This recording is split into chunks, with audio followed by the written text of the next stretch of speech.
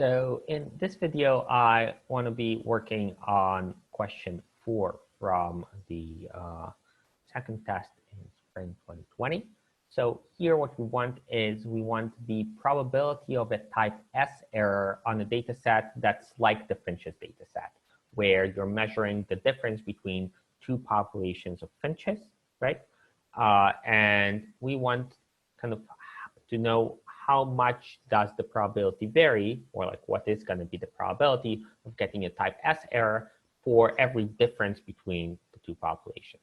So you might imagine that if the difference is very large, then the probability of a type S error is pretty small, right? Because if the difference between the populations is very large, like let's say it's like 100, then probably if you take a sample from the population and you compute the difference between the two groups in the sample, maybe it's not going to be exactly 100, but it's still going to be positive. So that's not a type S error.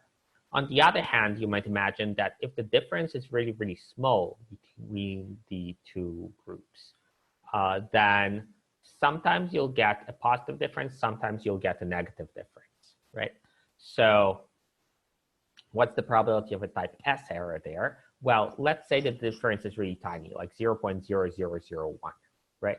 So that means that half the time in the sample, you get the negative difference, half the time you'll get the positive difference. But of course, just because you got the negative difference doesn't mean it's a significant result. So how often would you get a result that has a p-value of smaller than 5% if the difference is basically 0? Well, 2.5% at a time. So that's about what you expect. If the difference is really small, is 2.5% of the time, you'll get a type S error.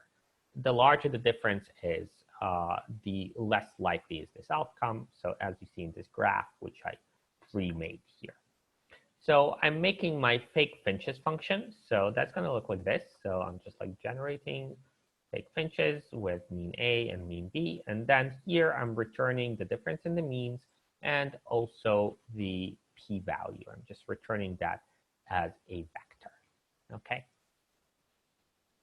So now here what I want to do is I want to compute the probability of a type S error for a particular difference between the two populations. So I'll do it. I'll set mean A to 0, mean B to Diff. It doesn't really matter what the means are, so I'll just set mean A to 0 arbitrarily, and then to make sure the difference between B and A is Diff, I'll just make mean B Diff. So the difference is Diff minus 0, so Diff. So now I want to be computing the p-value. So the way I'll do it, the p-value and the differences kind of for multiple samples. And the way I'll do it is I'll just replicate here. So just in the interest of time, I'll make it 100 for a second so that it's fast. Back to here. So now this is a matrix that's like 2 by 100 it was. So I can get the differences by taking the first row, p-vals by taking the second row. And here what I'll do is I'll compute the fraction of the time that diffs is greater than 0, meaning that diffs is greater than 0 is different from diff is greater than 0, right? So diffs is greater than 0 is like a lot of trues and falses. So mostly, of course, trues. In this case, all trues. So that says in this particular fake sample, was the difference positive? And this is diff positive? So diff, I set it to whatever I want. So in this case, diff is 10. So diff is greater than 0 is going to be just true in this case. So if this is not equal to this, then this means that my estimate from the sample is different from the sign of diff, meaning that the sample has a difference in terms of the sign than the population. So if I also reject the null hypothesis, that's a type S error. Okay, so here I'm saying how often is this is different from this, and also at the same time the p-value is smaller than 5%, so I reject the null hypothesis that those are the same. So that's going to be my probability of type S. And now I'll just run it for various differences. So it actually takes kind of a minute or so to run, so I'm not going to rerun it.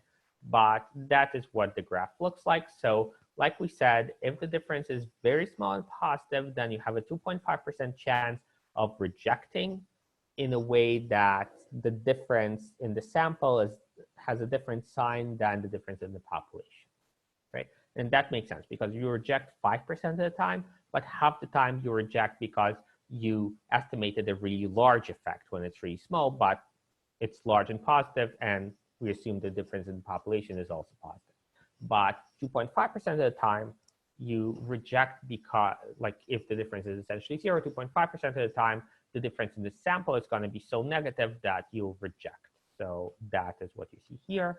And what you see is that the probability of a type S error drops pretty fast here to 0.5. So, okay, that is question 4.